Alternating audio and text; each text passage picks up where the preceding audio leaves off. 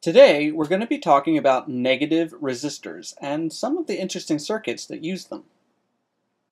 Now, a negative resistor might seem like a purely academic discussion, but if you think about it, it's actually quite easy to achieve. So a normal resistor will apply some voltage here, and it's going to induce a current through the resistor to ground. But with a negative resistance, applying a positive voltage would result in a current in the opposite direction.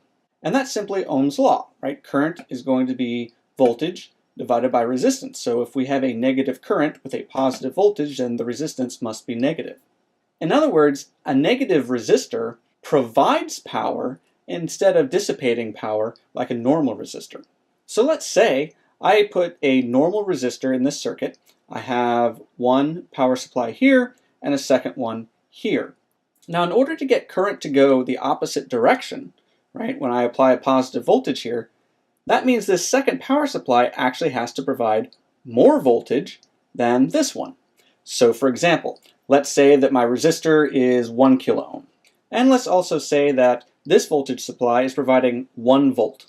Now, if I set this voltage to 0 volts, then that's effectively ground. So I have 1 volt here and 0 volts here. That puts a 1 volt difference across this resistor, and current is going to flow in this direction.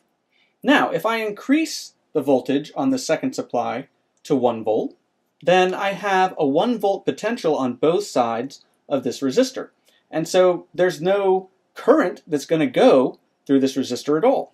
Now, if I further increase the second supply to 2 volts, I now have a situation where there's more voltage on this side of the resistor than this one. So there's a 1 volt difference across the resistor. And this is the same voltage difference we had when we had 1 volt here and 0 volts here, but the polarities are reversed. This side now has the higher voltage potential, and so current is going to flow in the opposite direction. So in this case, this voltage source has applied a positive voltage of 1 volt, but it's getting a current in the opposite direction. There is a 1 volt difference across this 1 kilo ohm resistor, so the current is going to be 1 milliamp. So what this voltage source sees is effectively a negative resistance of 1 kilo ohm, because it's applied 1 volt here, but instead of getting a positive 1 milliamp current, it's getting a negative 1 milliamp of current. So I have exactly this scenario set up on the bench. I have a 1 kilo ohm resistor. I have 2 power supplies connected to either side of this resistor, and I'm monitoring the current through the first power supply.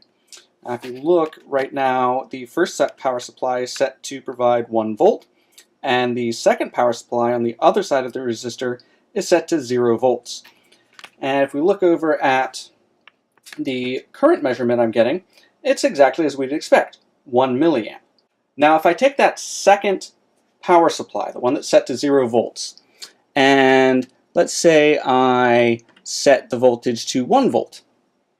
Well, there's no voltage difference across the resistor now, so we obviously get 0 milliamps, or pretty darn close to it.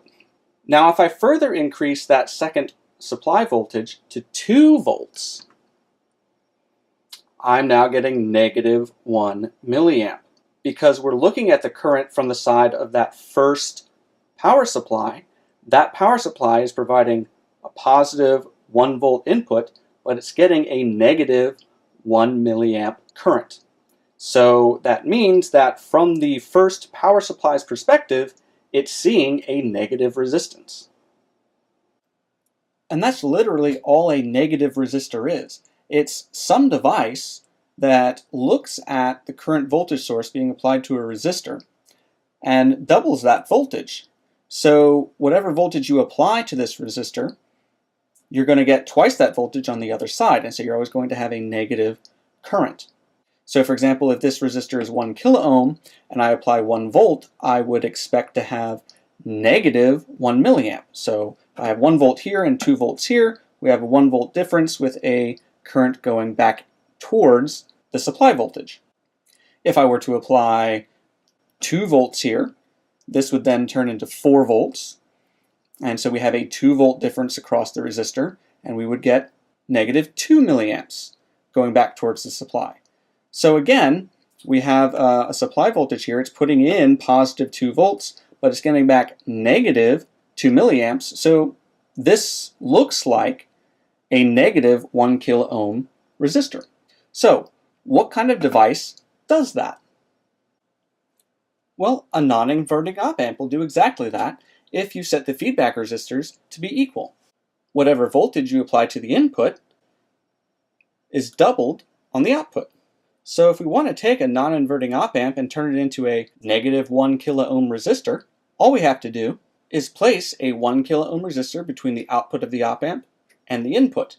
And whatever voltage source is driving this is going to see this as a negative 1 kilo ohm resistor because it's doing exactly what we just demonstrated on the breadboard with 2 separate power supplies. If we wanted this to be a negative 10 kilo ohm resistor, we just change this to 10 kilo ohms. And it's pretty straightforward. In fact, you can more formally define the negative resistance of the circuit where the input resistance is equal to negative R1 times R3 divided by R2. And I will put the derivation of that equation on my blog and put a link to that in the video description. But if you look at this equation, it backs up what we've looked at experimentally. If we set R2 and R3 to be equal value, then they simply cancel out of the equation and the input resistance is just equal to negative R1. Okay, so what good is a negative resistor? Well, let's say that we have a really precision op-amp. I've got some LTC 1050s laying around, so we use that as an example. These are a chopper op-amp, and they have very low input offset voltage, and they're quite accurate. And I just have it configured as a non-inverting buffer here, so whatever input voltage we provide to the input, it's going to place on the output. And we have it driving some load resistance here. Now, one of the things you have to be careful with precision op-amps is oftentimes they really can't provide a whole lot of current. So if you have a fairly low resistance here, maybe 1 kilo ohm, since we've been using that in all of our examples, that can severely affect the output voltage accuracy. So they usually like to drive high impedance loads.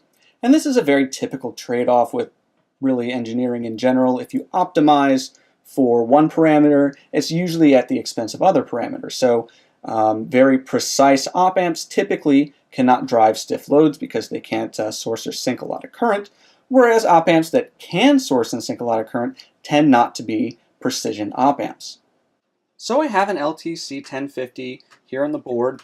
Again, it's just set up in a unity gain non-inverting configuration, very simple and straightforward. I'm powering it off of a 5-volt supply, and I have the non-inverting input pin of the op-amp set to half rail, 2.5 volts, with this voltage divider here. So if we go and take a look at the actual voltage that we're measuring, if I take a look at the input pin on the op-amp, it should read about 2.5 volts, and it does. And if I take a look at the output, it should read pretty much the same thing. In fact, it's probably more telling to take a look at the difference between the input and the output.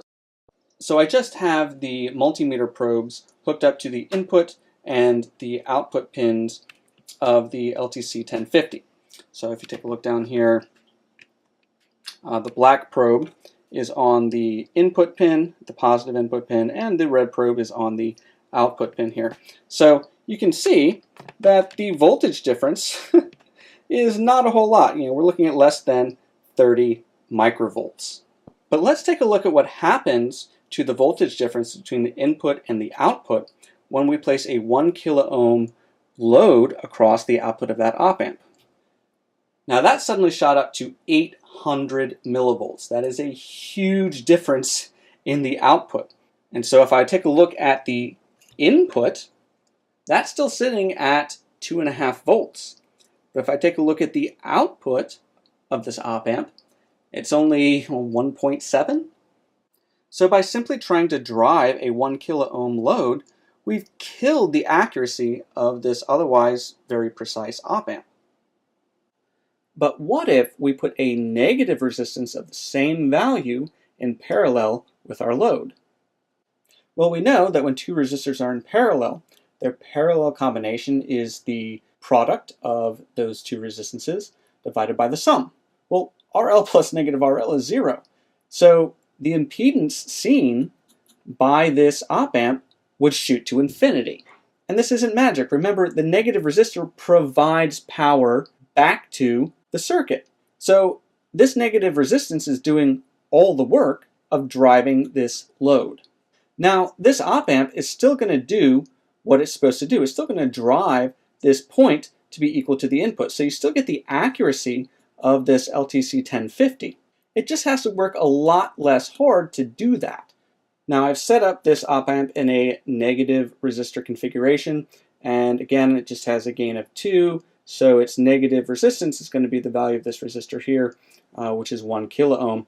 And of course, I selected that because the load we're trying to drive is 1 kilo ohm, so this should cancel that out. Now, of course, bear in mind, the actual resistance that this op-amp sees as its load is not going to actually be infinity. There's going to be errors in this load. It's just a 1% resistor. These are 1% resistors. This op-amp I'm using is an MCP601.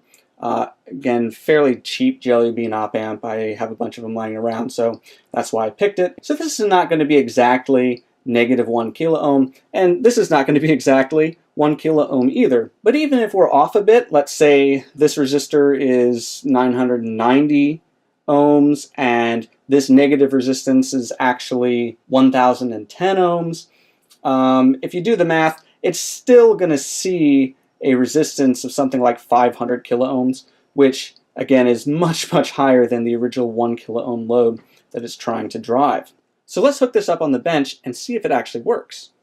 So I have the same LTC-1050 circuit set up on the board that I did last time.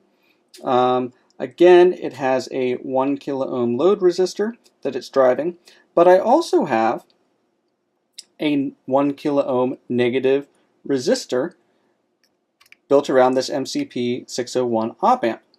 And that is also connected to the output of the LTC-1050, so it's effectively in parallel with the 1 kilo ohm load resistor. And I'm measuring the difference between the input voltage on the LTC-1050 and the output voltage. And we see with that negative resistance added, we're again getting just about 30 microvolts of difference, which was exactly what we saw before when there was no load, well, except for the high impedance load of the multimeter, of course. So if I remove that negative resistance from the output of the LTC-1050, you see we have about, again, 800 millivolts of error. And as soon as I connect that, there you go. We're back down to, 30 microvolts of error. So this is kind of the classic example of what you might use a negative resistor for. But it also has interesting applications in oscillator circuits. So this is the circuit diagram for a Chua oscillator. Now this is a chaotic circuit. It's a chaotic oscillator. So it's designed intentionally to demonstrate chaos theory. Now, I'm not going to pretend to know anything about chaos theory, but it is an interesting circuit, and it makes pretty pictures on the oscilloscope. It's also really simple. You've got an inductor, a couple capacitors. This resistor can just be a single resistor, but typically you've got a trim pot in there to trim it and get it into that chaotic oscillation state. The only thing that's weird is this right here. This is called a Chua diode. Now, this circuit was invented by Leon Chua. This Chua diode is obviously named after him, and it's not a component you can actually purchase, but it is one you can build with a handful of parts. So the Chua diode is probably best described by its IV graph, which is current versus voltage. Now the first thing you'll notice is that this IV curve has negative resistance. As we increase voltage, we get a more negative current. So that tells us that this device has the property of negative resistance. The other thing to note is that it is not linear. So you have this piece here that's linear, but then you have a knee at some positive voltage where it remains in the negative resistance state, but the slope changes. So the actual resistance changes at some positive voltage. And you have the same thing up here, where at some negative voltage, the slope also changes. So this is the typical implementation of the Chua diode that you'll see in circuits online and pretty much everywhere. There are other ways to implement it, but this is certainly the most common. So this portion of the circuit should be very familiar to you. This is an op-amp set up as a negative resistance. Specifically, we have a gain of 2.